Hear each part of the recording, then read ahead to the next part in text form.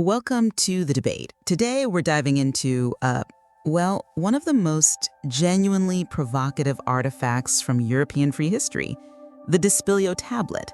Now, this is a waterlogged piece of wood found back in 1993. It came from a, frankly, incredibly sophisticated Neolithic settlement at Lake Kastoria, up in northern Greece. And it's really shaken up our understanding of, how civilization even developed. And the core of that shakeup it's purely chronological, isn't it? Carbon-14 dating puts this thing at 5,260 BC. So, we're talking about an object that's over 7,000 years old. That makes it potentially more than 2,000 years older than Sumerian cuneiform, and maybe 25 centuries older than the earliest Egyptian hieroglyphs. Exactly. Which forces us to confront a pretty huge question. Are these markings, these, carefully inscribed lines on the Dispilio Tablet, do they actually represent Europe's very first linguistic writing system? Or are they something else? Maybe a complex, yes, definitely organized, but ultimately symbolic communication that served a different non-linguistic purpose. And the implications are just enormous. If this is writing, we fundamentally rewrite the entire origin story of literacy. Right. My position on this is, I think, quite clear.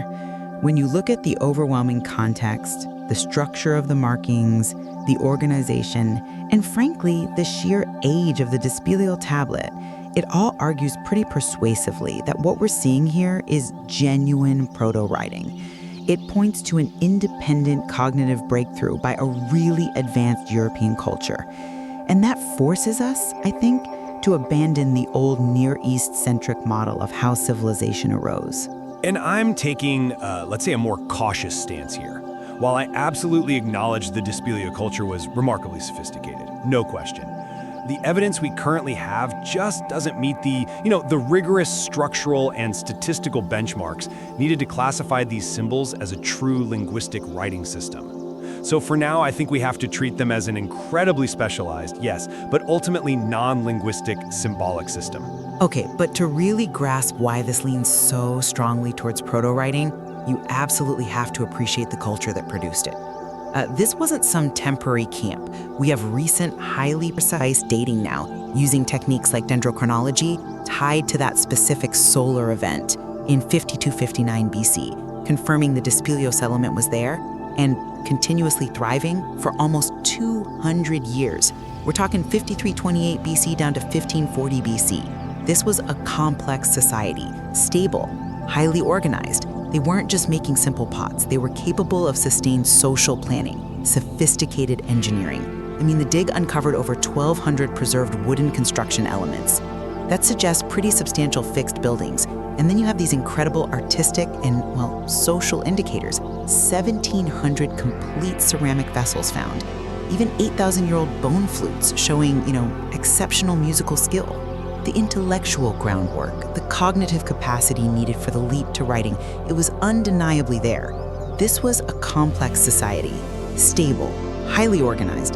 They weren't just making simple pots. They were capable of sustained social planning, sophisticated engineering. The dig uncovered over 1,200 preserved wooden construction elements. That suggests pretty substantial fixed buildings. And then you have these incredible artistic and, social indicators. And critically, we have to look at the symbols themselves. They're not just random scratches.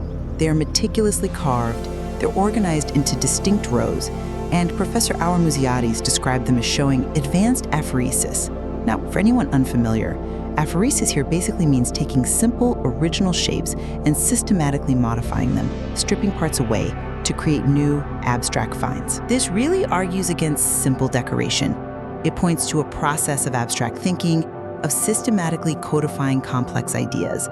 And crucially, when you put the Dispilio Tablet next to similar organized symbol systems from the same broad region, like the Vinča symbols, the Tertaria tablets, it strongly suggests a wider Old European tradition of symbolic communication, a parallel independent innovation in proto-literacy, completely separate from Mesopotamia. Okay, I absolutely agree. Dispilio represents a peak of Neolithic European sophistication. They were clearly brilliant innovators in architecture, art, you name it. But I have to pump the brakes when we jump from sophisticated culture to linguistic writing. That's a huge leap, and frankly, I just don't see the necessary structural evidence yet.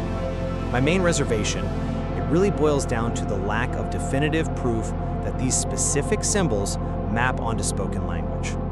Let's start with the context, or rather, the lack of it. The tablet wasn't found carefully placed within a known stratigraphic layer. A sealed, dated level of sediment that could tell us exactly what activities or functions it was associated with. Instead, it was basically found floating in the water that had filled up the excavation trench. That makes figuring out its original purpose incredibly difficult. Was it, an administrative list, a sacred text for some ritual, a land deed, maybe just a teaching tool for a child? We just can't know because that crucial archaeological context is gone. And perhaps even more critically, after 3 decades of really intensive study, these symbols are stubbornly undeciphered. No clear linguistic patterns, the kind you'd expect, have really emerged. They don't immediately resemble the known pictographic systems from Mesopotamia or Egypt, which, quite quickly showed signs of developing into phonetic representation. Given this complete inability to decipher them, it seems much more plausible, I think, that the symbols represent one of several highly organized, yes, but still non-linguistic systems. Think about maybe a calendar, or sophisticated astronomical notes, or maybe a complex system of clan signs, ownership marks, or even markers for ritual sequences. All of those convey complex systematic information without ever needing to encode the actual syntax and grammar of a spoken language. I think the debate here really needs to pivot on the threshold of abstraction. The systematic organization, these distinct rows we see, and especially that evidence of advanced aphoresis, it argues so strongly against just random marks or simple tallies. The fact that the creators were deliberately abstracting forms, changing them systematically, suggests they'd reached the cognitive flexibility needed for codifying complex thought. It's the complexity level itself that matters. It suggests the intellectual capability for true writing had been achieved independently right there in Neolithic Europe. That's a compelling way to frame it, focusing on the cognitive potential. But I'd frame the threshold quite differently. Cognitive sophistication alone isn't proof of writing. To actually classify these as a true linguistic system, the symbols themselves have to show specific mathematical and structural relationships. Patterns, and how often symbols appear, how they combine, patterns that mirror the underlying structure of a spoken language. We rely on statistical analysis to confirm this kind of linguistic structure in other early writing systems, even ones we haven't fully deciphered. Right. The big problem here is the sample size. The Dispilio Tablet itself is small. And yes, we have related symbols from Vinča, from Tartaria, but the total collection, the corpus of these organized markings, is just too small to run the kind of robust statistical analysis needed to definitively say, yes, this has a linguistic structure. We have tantalizing evidence of systematic symbolism, absolutely. But we're missing that hard, structural proof needed to confirm linguistic representation. You're essentially asking us to accept the potential where rigorous proof is needed. And that leads us straight into the great historical puzzle, doesn't it? The discontinuity. I'm sorry, but I just find it hard to accept this as true writing when the entire system apparently just vanishes. If this system offered the clear functional advantage that writing always confers, efficient storage, long-distance transmission of complex information, why did these related systems, like the Vinča symbols, essentially disappear around 3500 BC? That leaves the staggering 1500-year gap before the earliest known Greek writing pops up. If it was true writing, it should have been functionally superior, it should have persisted, evolved. Its failure to do so strongly suggests, to me at least, that whatever function it served was probably quite specialized. Maybe it was tied to specific rituals or was very local and wasn't the robust sort of universal communication tool that linguistic writing inevitably becomes. Okay, I understand why the discontinuity seems like a major hurdle, but let me offer a different perspective. This historical gap, it can be explained, quite logically, I think, by significant cultural collapse and transformation. We know there were major population movements, huge cultural expansions coming from the Near East, from the steppe regions, all through the late 4th and early 3rd millennia BC. These weren't minor shifts, they were massive disruptions. They fundamentally changed the cultural landscape of the Aegean and all the surrounding areas. So it's highly plausible, I'd argue, that these external pressures, the arrival of new groups with different social structures, different languages, different ways of doing things, simply displaced or suppressed these local symbolic traditions. They didn't vanish because they were ineffective. They vanished because the societies that used them were fundamentally dismantled or absorbed. That's a completely different scenario than the system just failing on its own merit. The symbols likely were functionally effective for the Dispilio culture, but that culture itself was overrun or transformed by these external forces. And we also have to come back to the independent timeline that modern science has now firmly established. The precision dating from the 2024 studies pinpointing the culture's activity based on that known solar event. It locks this sophistication firmly into a pre-Mesopotamian timeframe. This evidence allows for the possibility of parallel innovation. We really need to stop reflexively assuming that complex symbolic behavior could only arise in the Fertile Crescent. The prerequisites for this kind of thinking were clearly more widespread. It's tragic.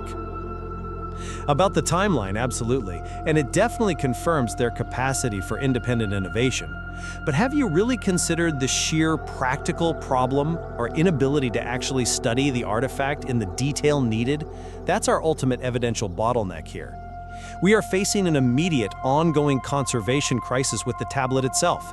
Because it's wood, it began to deteriorate, to oxidize, almost the moment it hit the air after millennia underwater. It's tragic. It is, and this fragility severely limits the kind of detailed, non-destructive studies we desperately need to resolve the meaning and structure of these symbols. Things like, high-resolution scanning that might reveal microscopic carving patterns, or maybe chemical analysis of residues left in the grooves. Because the object is so incredibly fragile, we simply cannot do the kind of in-depth, microscopic examination that could potentially confirm if the incisions follow consistent, linguistic-like rules. We're perpetually stuck confirming writing based on, potential and apparent organization, rather than the kind of structural certainty that detailed physical analysis could provide. The very nature of the artifact itself limits the evidence we need to settle this debate. So, to summarize my view, the exceptional age, which is now scientifically pinned down, combined with the clear, organized structure, the evidence for abstract thought, that advanced aphoresis, and all within the context of this highly developed, stable Neolithic culture at Dispilio, it all points overwhelmingly, I believe, towards an independent European origin for proto-writing. We simply have to recognize that civilization and these major intellectual breakthroughs weren't confined to just one part of the ancient world. And from my side, the Dispilio symbols are undeniably systematic, clearly indicating a high level of cognitive ability. The fact remains that the current lack of decipherment, the critically small sample size, which prevents linguistic verification, and the ambiguity stemming from that missing archaeological context, it prevents us from definitively classifying these symbols as a linguistic writing system. For now, I maintain the most academically responsible approach is to treat them as a highly specialized, non-linguistic system, perhaps used for sophisticated record-keeping, maybe ritual purposes, or some form of administration. But regardless of whether we ultimately land on writing or highly advanced symbolism, the Dispilio Tablet and everything found with it demonstrates something really profound. The people living in Neolithic Europe 7,000 years ago were far more cognitively advanced, far more culturally sophisticated than our traditional models ever really assumed. They had achieved systematic symbol creation, complex social structures, abstract thought. Absolutely. I couldn't agree more on that point. This discovery forces us all to appreciate that the timeline for human cultural and cognitive evolution is much more complex, much more geographically diverse than perhaps we'd comfortably settled on. Whether we ever prove it to be writing or not, the sheer mystery and potential of the Dispilio Tablet confirms that major archaeological surprises are definitely still out there. And there's certainly much more to explore here, especially as conservation methods improve and new analytical techniques become available.